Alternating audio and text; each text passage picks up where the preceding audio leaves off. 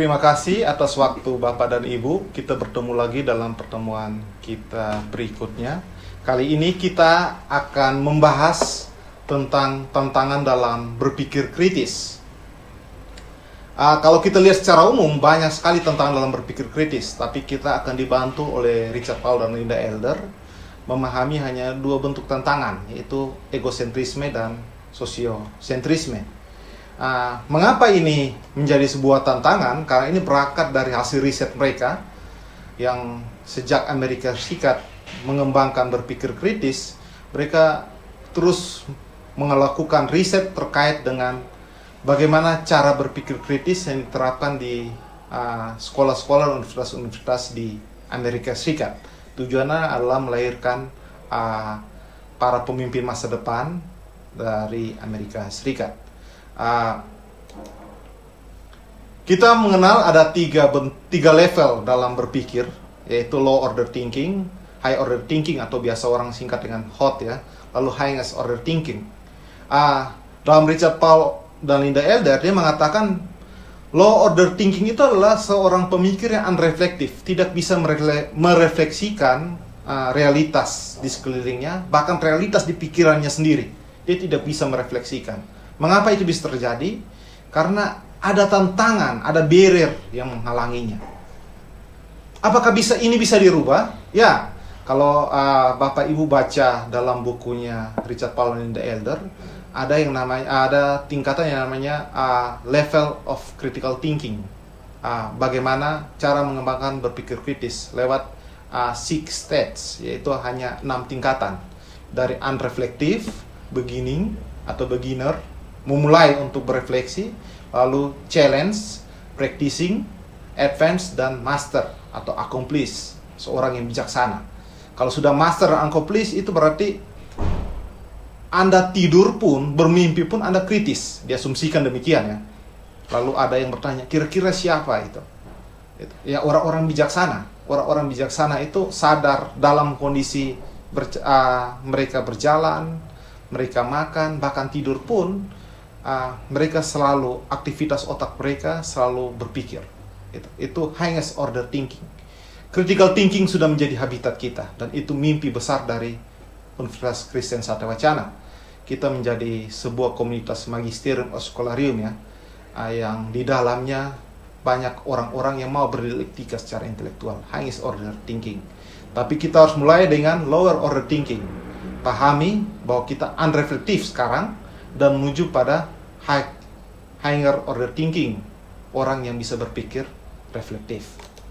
Nah, mengapa banyak orang hanya sampai di lower order thinking? Karena di dalam pikirannya ya seperti di gambar ini, hanya ada dirinya sendiri. Kalau tidak dirinya sendiri, hanya ada orang tuanya. Kalau tidak ada orang tuanya, hanya ada keluarganya. Kalau tidak keluarganya, hanya ada komunitasnya. Kalau tidak komunitasnya, hanya ada etnisnya. Kalau tidak ada etnisnya, hanya ada agamanya. Yang mana yaitu saya sendiri atau lingkaran sekitar saya. Hal ini menjadi barrier di dalam kita berpikir kritis. Kita tidak bisa kritis karena apa? Di dalam otak kita hanya kita sendiri, hanya saya sendiri, atau hanya komunitas di sekitar saya sendiri.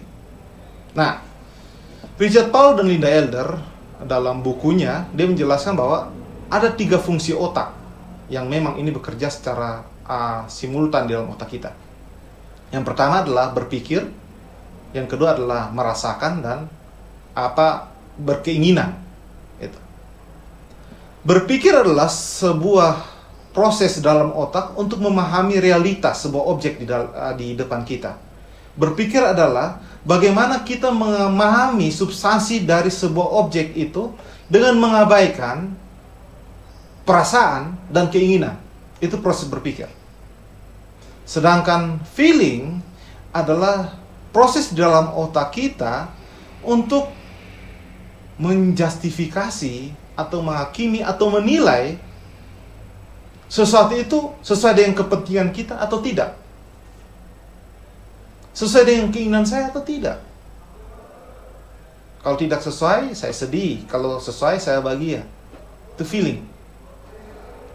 Kinerja otak yang ketiga adalah wanting. Wanting adalah cara kerja bagian otak yang membuat kita untuk bertindak, ingin untuk melakukan sesuatu.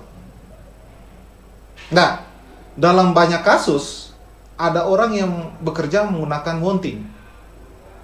Tapi ada yang lebih condong menggunakan feeling. Ada yang condong menggunakan thinking.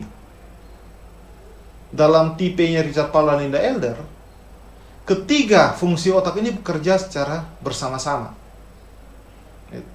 Jadi ketika kita memikirkan tentang sebuah substansi yang kita lihat, atau yang kita amati, atau yang kita rasakan sekeliling kita, kita rasakan objek itu secara akurat, secara jelas. Setelah itu, kita memahami objek ini menyenangkan atau tidak bagi kita. Kalau menyenangkan, maka kita akan berekspresi sesuai dengan konsep menyenangkan. Misalnya saya akan tersenyum, saya akan ketawa. Tapi kalau tidak, saya akan berekspresi sesuai dengan konsep yang saya kenal. Saya sedih, saya menangis. Nah, kalau menyenangkan, oke, berarti apa yang Anda ingin lakukan? Supaya kesenangan ini terus ada dalam diri Anda. Kalau sedih, apa yang Anda ingin lakukan agar kesedihan ini segera pergi? Nah, ini fungsi otak yang bekerja secara bersama-sama. Tapi, kadangkala hanya dua atau satu yang bekerja. Misalnya thinking dan wanting, atau thinking dan feeling, atau feeling dan wanting, atau feeling dan thinking. Bahkan satu. Kadang-kadang laki-laki yang mau mendekati seorang perempuan, dia hanya menggunakan feeling, tidak berpikir, tidak mengetahui keinginannya kenapa dia mendekati perempuan ini. Hanya feeling saja menggerakkan, katanya ya. Walaupun kita tidak tahu, mungkin saja ketika dia mengatakan feeling itu sudah ada proses berpikir dan proses mengingini untuk melakukan sesuatu. Nah, cara kerjanya harusnya tiga-tiga sekaligus. Richard Paul dan Linda Elder mengatakan dalam manusia modern, kadang-kadang feeling dan feeling itu dihapus, diamputasi. Berpikir dan keinginan itu yang lebih didahulukan. Hal itu membuat akhirnya Amerika Serikat sangat mekanik cara berpikirnya. Mengapa? Karena feelingnya diamputasi. Tapi kalau kita belajar filsafat timur, berpikir, keinginan, dan feeling itu menyatu jadi satu. Maka dengan itu, ketika mengungkapkan keadilan oleh para filsuf timur, itu mereka mengungkapkan dalam bentuk puisi dan syair-syair yang indah. Ketika menciptakan bagaimana bumi ini terbentuk, mereka tidak menjelaskan dengan seperangkat rumus, seperangkat metode ilmiah yang sangat modern ya. Tapi mereka jelaskan dengan syair-syair, puisi-puisi yang sulit dipahami oleh para filsuf barat gitu. Nah, Richard Paul dan Linda Elder mengatakan bahwa ketiganya harus dikombin gitu. Ketiganya harus dikombin karena berpikir kritis membutuhkan ketiganya. Mengapa berpikir kritis membutuhkan ketiganya? Karena ketika kita sampai pada Heinz thinker, orang yang bijaksana, maka orang yang bijaksana itu dia tidak hanya fokus pada apa yang dipikirkan, tapi fokus juga apa yang dirasakan dan apa yang diingini. Tidak salah dua atau salah satu, tapi harus ketiga-tiganya. Nah, persoalannya ketiga proses atau cara kerja otak kita ini kadang-kadang dikendalikan oleh egosentrik dan sosiosentrik. Apa itu? Kita memberikan feeling, pikiran, dan keinginan kita itu berdasarkan perasaan, pikiran, dan keinginan. Egosentrik adalah apa yang saya pelajari, apa yang saya yakini. Sosiosentrik, apa yang keluarga saya inginkan, apa yang agama saya inginkan, apa yang etnik saya inginkan. Akhirnya, realitas dalam proses berpikir tidak kita pahami sebagaimana realitas itu, tapi sesuai dengan apa yang saya inginkan atau kelompok saya inginkan. Kita tidak menggunakan kapasitas rasional untuk melahirkan sebuah pemikiran yang kritis. Jadi, kadang-kadang kita lebih mau cara proses berpikir kita dikendalikan oleh egosentrik dan sosiosentrik ketimbang kapasitas rasionalitas. Nah, ini masalah dalam berpikir kritis yang ditunjukkan oleh Richard Paul dan Linda Elder. Nah, menurut Binker, penulis Handbook of Critical Thinking, Dia mengatakan bahwa tujuan pendidikan berpikir kritis adalah membantu setiap orang menanggalkan kecenderungan egosentrik dan sosiosentrik menuju pada strong critical thinkers atau higher order thinking, HOT ya, biasa disingkat. Walaupun tidak bisa kita abaikan, manusia pada realitasnya adalah egosentrik. Karena apa? Berdasarkan hasil penelitian, fungsi otak yang pertama bekerja dalam otak kita adalah otak perasaan, feeling. Bukan otak untuk berpikir atau desire, feeling. Seorang ibu jika melihat anaknya lagi menangis, lalu mengambil tindakan tanpa berpikir, tanpa mengetahui target apa yang harus dilakukan, langkah-langkah apa yang harus dilakukan, dia langsung melakukan.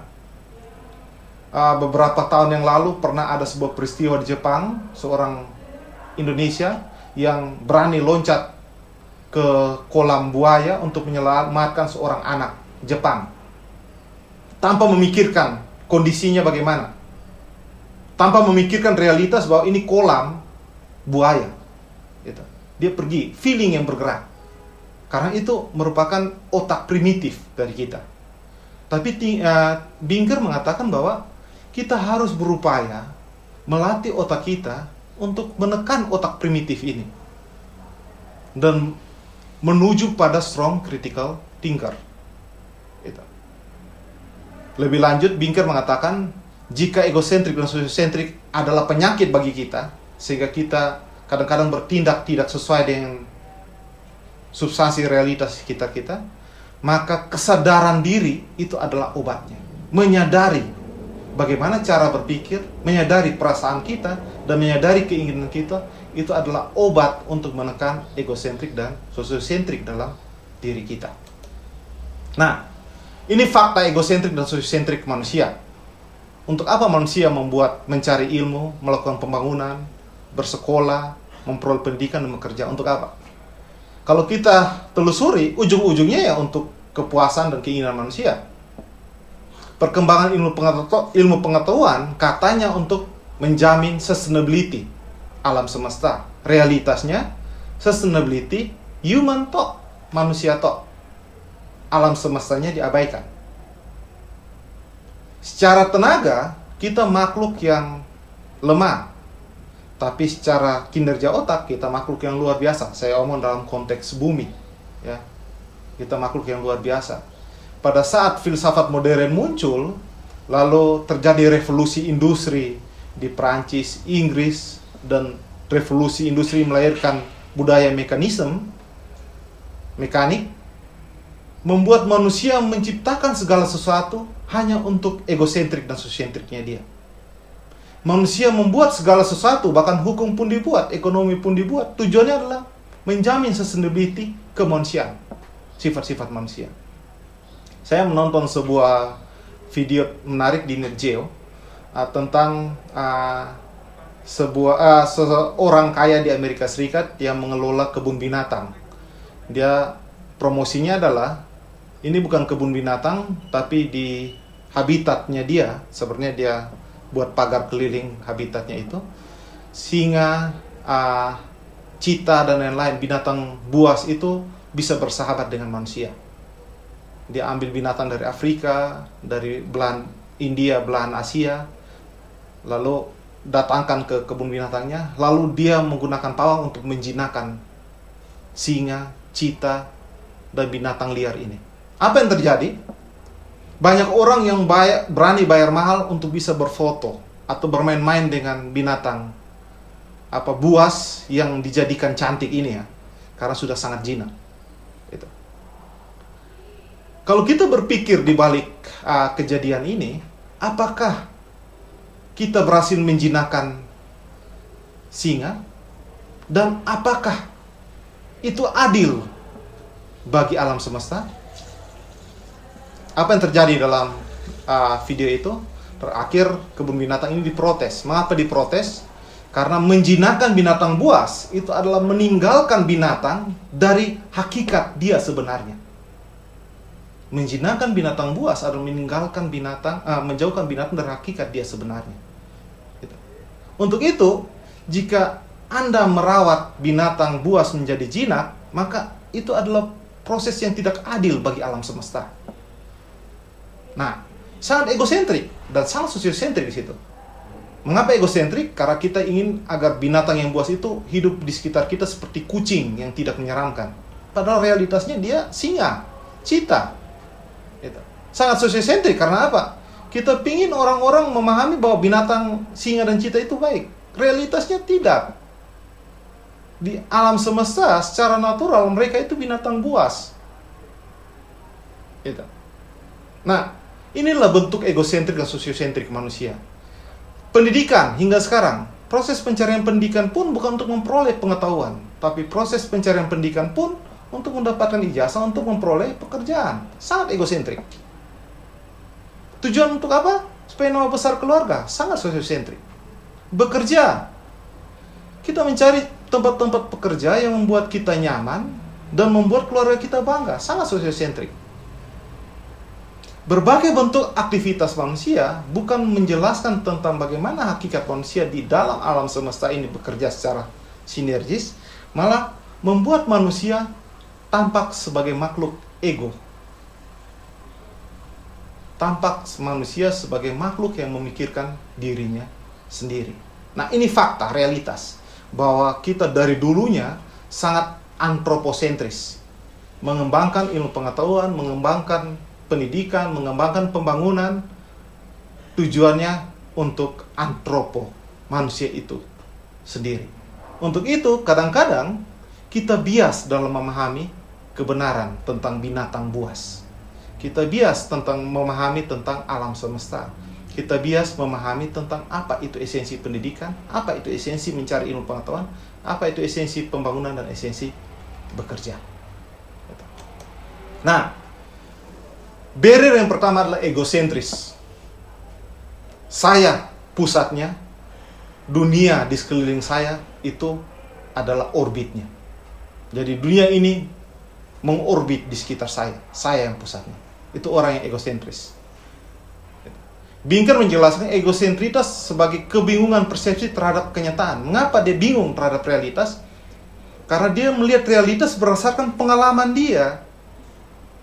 Saya melihat orang Islam berdasarkan pengalaman saya sebagai orang Kristen. Saya tidak mau live in.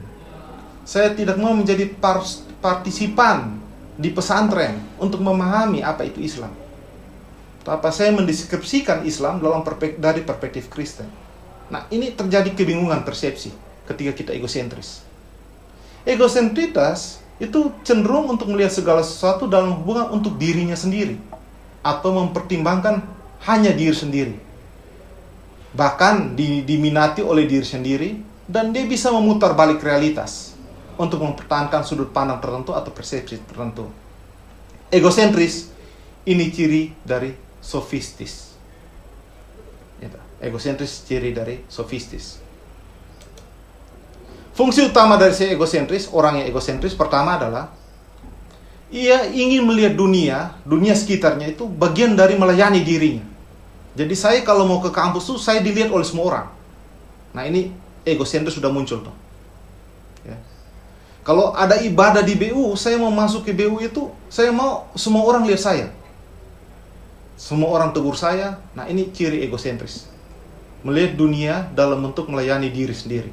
Fungsi yang kedua adalah dia ingin mempertahankan apa yang diyakini sebagai kebenaran. Hasil penelitian dari Richard Paul Linda Elder terhadap profesor-profesor di Amerika Serikat. Ketika mereka telah membaca, tanda kutip ya, sebuah konsep sebagai kitab suci, maka mereka tidak terbuka terhadap perspektif yang lain. Mereka akan mempertahankan konsep tersebut sebagai realitas, dan realitas ini tidak terbantahkan sampai dunia kiamat. Jadi fungsi utama dari egosentris pernah melayani diri adalah mempertahankan apa yang diyakini. Motifnya apa? Motifnya adalah memajukan diri, ya, selfish interest. Pokoknya saya. Motif yang kedua adalah kalau memang saya salah, saya akan merubah pola pikir supaya saya kembali salah. Memvalidasi informasi supaya saya kembali benar gitu. Jadi kalau memang saya salah, saya akan rubah pernyataan saya akan rubah asumsi saya sedikit, saya akan rubah metode saya supaya saya kembali benar. Nah, ini hati-hati pada saat kita melakukan penelitian. Banyak peneliti yang melakukan ini. Asumsinya di proposal sudah A, maka metode akan digiring supaya A itu menjadi kesimpulan. Jika pada saat diuji metodologinya pakai SPSS atau pengujian yang lain, lalu hasilnya lain, misalnya A plus 1 atau A minus 1 atau jadi B, maka yang dirubah bukan maka dia tidak melihat ini sebagai kesimpulan, tapi dia akan merubah metodenya sehingga kesimpulannya menjadi A, bukan plus atau minus atau B. Yang dirubah adalah konsep dan informasi sesuai dengan keinginan saya. Itu motif dari berpikir egosentris. Saya dan saya dan saya. Yang kedua adalah jika saya salah, maka saya akan rubah informasi bahwa saya benar. Mungkin informasinya yang salah. Saya benar, mungkin teman saya yang menyampaikan ke saya yang salah, tapi saya tetap benar. Ini motif egosentrik dalam diri manusia.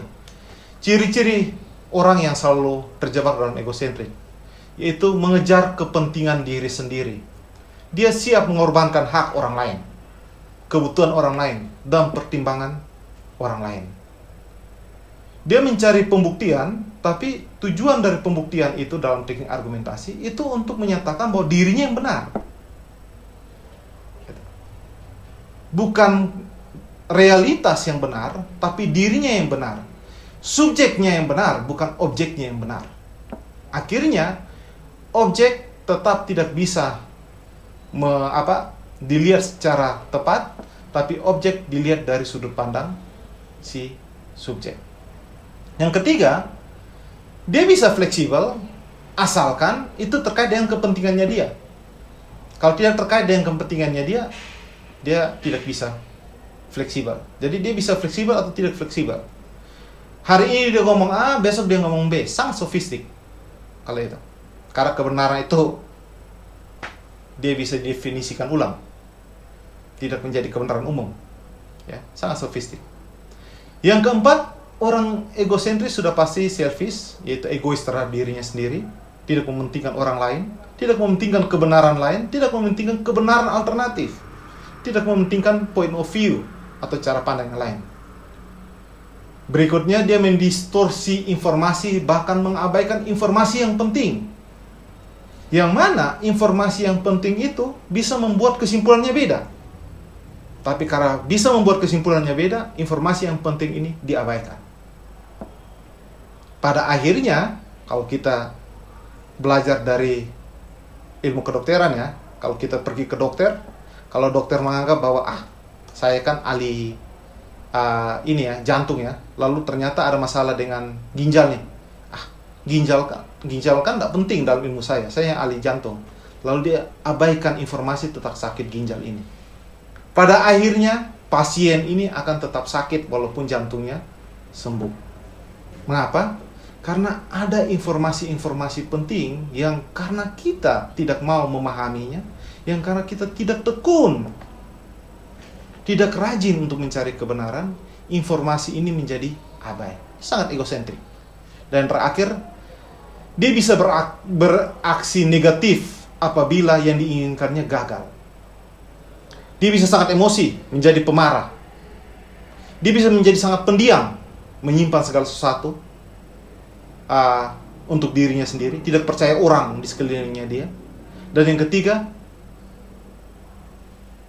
dia bisa menjadi orang yang tidak percaya terhadap orang di sekelilingnya.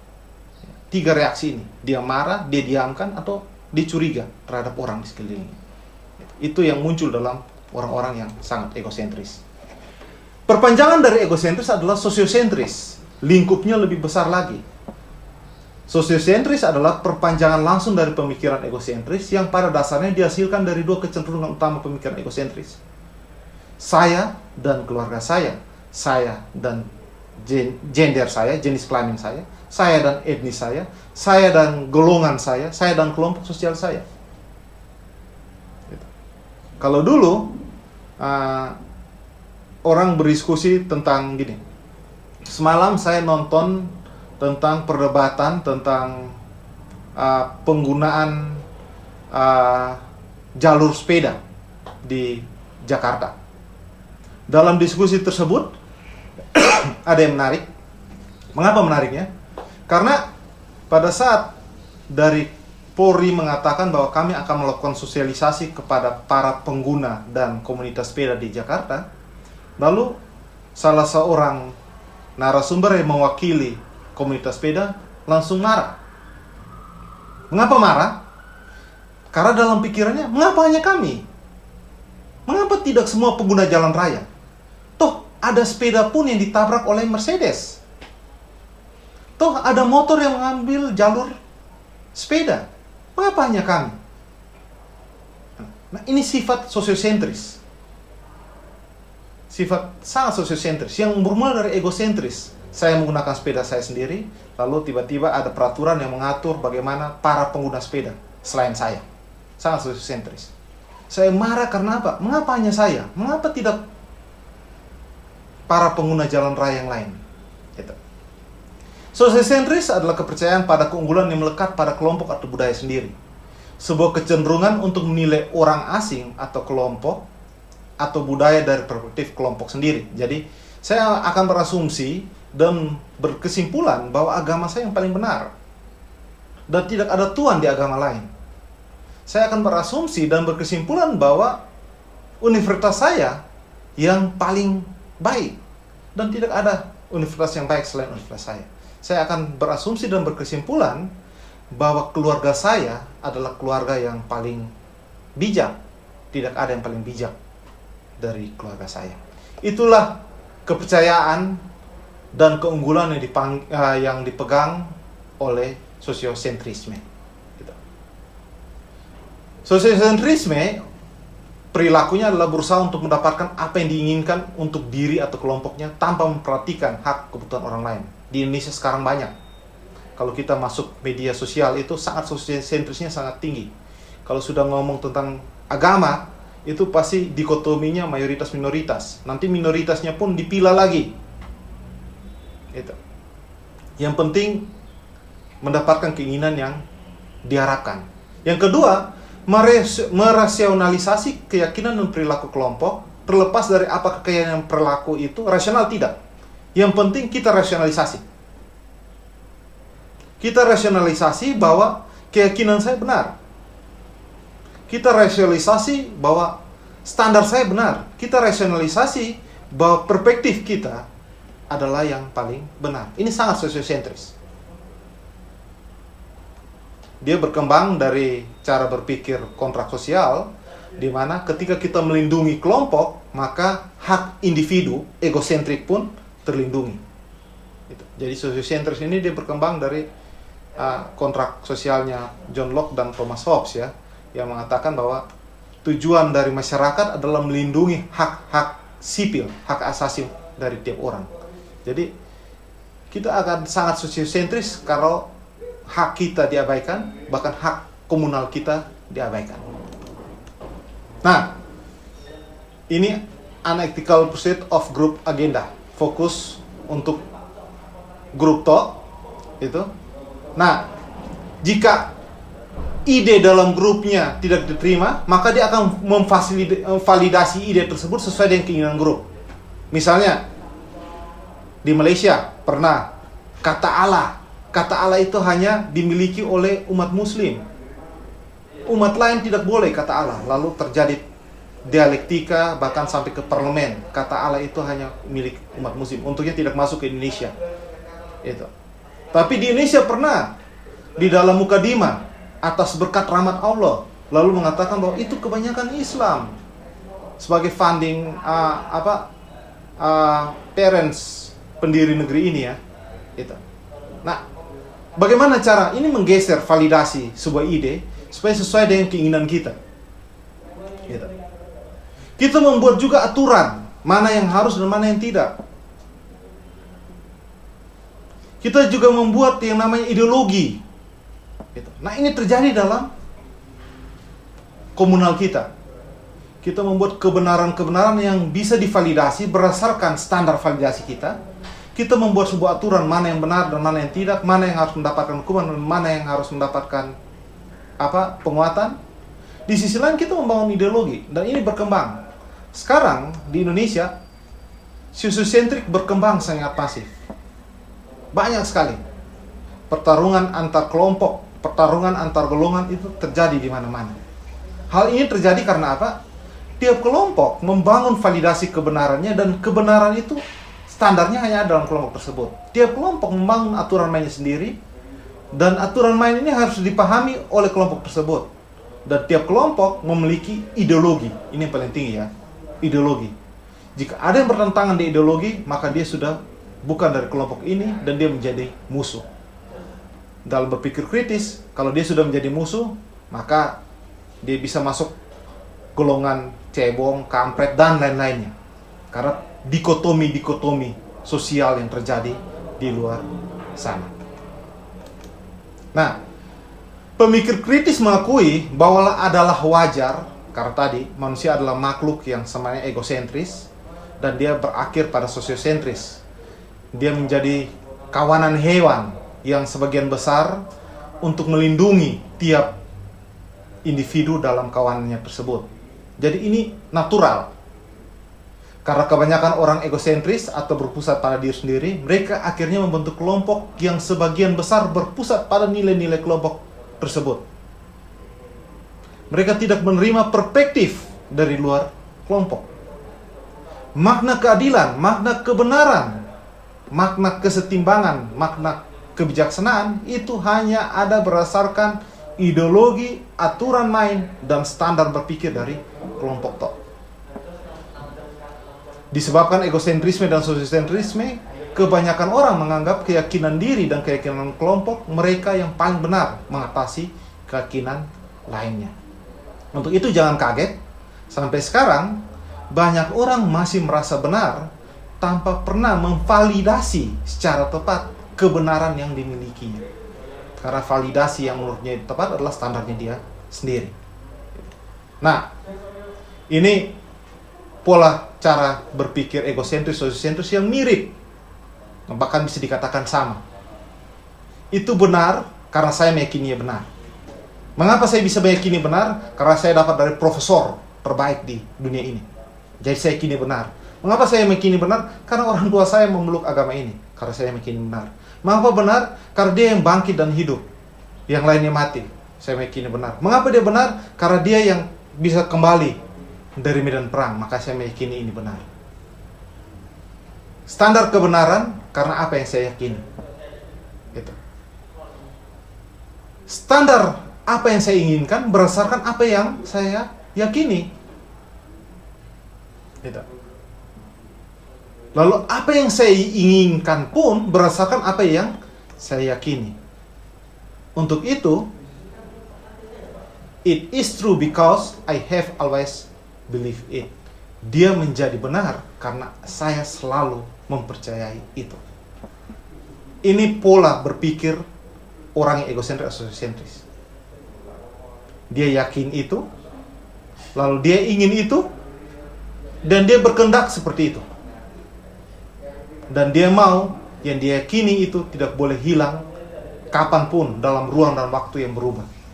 Harus tetap itu. Nah, cara berpikir ini sangat sempit. Tapi menurut mereka, cara berpikir inilah yang tepat. Karena dalam penggunaan metodologi kita harus menggunakan metode yang kaku. Gitu. Tapi dalam berpikir kritis, hal ini menjadi tantangan, barrier, hambatan kita dalam berpikir. Mengapa? Karena kita tidak mendapatkan realitas. Kita tidak bisa mendefinisikan sebuah objek sebagaimana objek itu berada. Kita definisikan objek berdasarkan kemauan subjektivitas kita, keinginan kita, kepercayaan kita, dan standar pengetahuan kita. Ini jadi masalah. Ini jadi hambatan dalam berpikir kritis. Bagaimana cara mengatasi egosentrik dan sosiosentrik? Binker, Richard Powell, dan Eddie Elder menganjurkan ada proses refleksi sebagai solusi untuk mengatasi kecenderungan egosentritas dan sosiosentritas dalam berpikir. Hanya dengan berpikir kritislah kita bisa rasional dan adil. Ingat, hanya dengan berpikir kritis kita bisa jadi highest order thinkers, kita bisa menciptakan sebuah dunia yang penuh keadilan dan kebenaran. Bentuk refleksi yang bisa kita lakukan, misalnya refleksi terhadap penalaran atau perilaku dengan cara membuat asumsi-asumsi kita menjadi clear, jelas, eksplisit, akurat, bisa diuji dari berbagai sudut pandang. Bisa mengkritik diri dan pemikiran sendiri. Jangan berpegang bahwa saya sudah yakini diri saya benar, tapi terbuka untuk kita mengkritik diri sendiri. Bila asumsi-asumsi itu ternyata salah, maka kita bersedia memperbaikinya. Bukan untuk mengotak-atik agar tetap asumsi kita benar, tapi jika dia salah, kita akan mengatakan salah. Jadi jangan kayak tadi ya. Jika kesimpulannya salah, maka di otak-atik proses atau metodenya supaya kesimpulannya harus tepat. Walaupun metode dan prosesnya nanti terakhir tidak sesuai dengan habit objek yang kita teliti, tapi ya sesuaikan gitu. Jadi jika asumsi atau kesimpulan kita salah, maka kita bersedia memperbaiki dan mengatakan dia salah. Menerapkan konsep yang sama dengan cara yang sama untuk diri sendiri dan kepada orang lain. Yang berikutnya, mempertimbangkan setiap fakta yang relevan dengan objek yang kita sedang pikirkan atau objek yang kita lihat. Membuat kesimpulan harus konsisten dengan argumentasi pembuktian, dan mendengarkan dengan cermat serta terbuka kepada mereka yang tidak kita setujui. Inilah proses refleksi secara umum yang ditawarkan oleh Binker. Secara khusus, Richard Paul Lindeder mengatakan bahwa berpikir kritis adalah sikap terbuka kita untuk memahami kebenaran itu secara absolut. Tugas bagi kita kerjakan untuk dikumpulkan dalam bentuk tulisan satu halaman. Seberapa besar egosentrik dan sosiosentrik selalu hadir dalam proses berpikir Anda, baik itu pada saat mengajar, pada saat belajar, menulis artikel, dan apapun. Seberapa besar saya ingin agar ide saya menjadi yang utama dan mengabaikan ide-ide yang lain yang memiliki kebenaran. Itu. Pertanyaan kedua, berikan contoh egosentrik dan sosiosentrik yang pernah Anda lakukan dalam lingkungan akademik dan kehidupan sehari-hari, yang mungkin tidak sadar Anda lakukan. Tapi dengan tugas ini, Anda diminta untuk berefleksi. Kira-kira apa yang pernah Anda lakukan dalam kelas? Dan itu merupakan egosentris dari seorang dosen untuk menjaga marwah dosen, misalnya begitu ya. Berikan contoh. Anda tidak perlu secara spesifik sebutkan nama, tanggal, dan jam, tapi minimal Anda bisa menggambarkan secara umum bentuk egosentris dan sosiosentris yang Anda lakukan dalam lingkungan akademik. Dan mengapa egosentrik dan sosiosentrik itu selalu mempengaruhi Anda saat Anda berpikir? Mengapa itu tidak bisa lepas dari pikiran kita? Dia menjadi hambatan. Saya sadar setelah berpikir kritis dia menjadi hambatan. Tapi mengapa saya selalu kembali? Mengapa saya harus kembali? Mengapa saya dalam berpikir kritisnya Richard Paul, saya hanya sampai pada taraf challenge diri saya untuk berefleksi. Tapi saya tidak menciptakan diri saya untuk menjadi practicing, melatih diri sendiri untuk tiap hari mengatasi hambatan egosentris dan sosiosentris dalam proses kita berpikir. Ingat, egosentris dan sosiosentris dapat ditangani kalau kita mau terbuka, mau belajar untuk berefleksi. Ada tahap beginner critical thinker, di situ kita mau terbuka untuk berpikir kritis. Challenge critical thinker, kita men-challenge diri kita untuk tiap hari menekan hambatan egosentris dan sosiosentris. Lalu practicing, melatih secara sadar untuk hambatan egosentris dan sosiosentris hilang dari aktivitas kita, bahkan pada aktivitas kesehari, pada saat kita makan, minum, atau bercengkrama dengan keluarga. Jika kita sudah pada saat practicing, suatu saat kita akan masuk pada advance, terbiasa melakukannya, dan kita akhirnya menjadi master atau accomplished critical thinkers. Di situ kita sampai pada highest critical thinkers atau highest order critical thinking. Itu yang ingin diharapkan oleh Civitas Academica UKSW, Magisterium et Scholarium. Demikian paparan materi saya. Ada materi e-book, PDF, dan materi lainnya. Silakan baca, dalami tentang egosentrik dan sosiosentrik sebagai hambatan, barrier dalam berpikir kritis, dan berlatihlah diri kita untuk mengatasi hambatan ini dan bangkit menjadi orang yang mampu berpikir kritis, hot, high order thinking, bahkan melampaui dari itu. Terima kasih atas waktunya dan tetap jaga kesehatan. Just stop. Baby, that's my plan. That's my, baby, that's my plan.